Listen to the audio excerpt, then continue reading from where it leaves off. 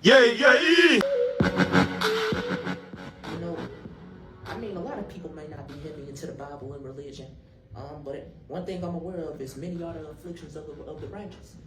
You know, we're all going to have those disappointments and those down moments in the time where our self-esteem is just questioned, and we feel like nothing is ever going to work and things will never be changed.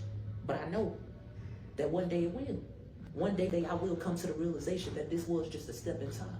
One day that this was just a part of my story that God was writing. And so, I mean, I'm not saying that for a coping mechanism. You know, it's not a coping mechanism that we deal with. A lot of times we have to face things head on. A lot of times we have to have those uncomfortable conversations. A lot of times we have to have those uncomfortable conversations with ourselves. But when it comes to finding happiness, you know, when it comes to happiness, happiness is temporary, but joy is forever. Yes, there's a difference. You have to find joy. I can crash my car today. I can lose today. I can fail today. I can go through whatever. But I won't lose my joy.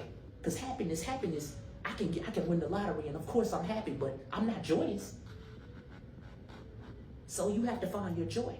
You have to find your place. You have to find peace in wherever you are. And peace only comes from God. Peace, you know, I feel like a lot of times we can be in a dry place and we can lose sight of everything and all good, all the things that are good in our life. You have to see things being better than what they are. You have to alter your perception. You have to keep believing. We can find our encouragement in the strangest of places. We can find it by talking to someone. We can find it with a smile on a child's face. We can find it probably in the looks of our parents being old and gray.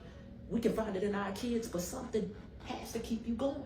Of course, I believe in God, but sometimes falling on your knees is not even that. Sometimes it's looking at the face of your children and saying, I want to kill myself, but I'll stay for them because they need me. My mother needs me. My father needs me. You have people that see you and they don't see your issues and your scars and your disappointments and the failures and the things that you hold yourself to. They don't see you as that. You see yourself as that. So you have to look in the mirror and you have to declare that you are somebody. You are strong.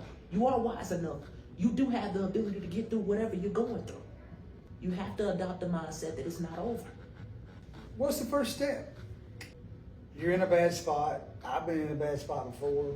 I've been in worse spots than this. Of course. This is a temporary thing that feels very bad. Of course. And I recognize that. But I got to tell you what, when I'm sitting here thinking about it, it sure doesn't feel temporary. Of It course. feels hurtful and bad and lonely and sad. I have the ability now to recognize that difference in those things.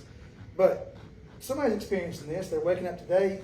They don't have a sense of self-worth.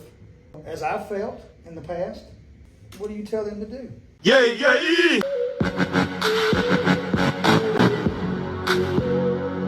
When you have wisdom, you adopt the ideology that no step is wasted. I wake up with God and I go to sleep with God. Many are the afflictions of the righteous. I'm sure that this is happening for my greater good. All things work together for the good of those who love God. We find happiness when we face our demons. Happiness is temporary, but joy is forever. And peace only comes from God. The world and its desires pass away, but whoever does the will of God lives forever.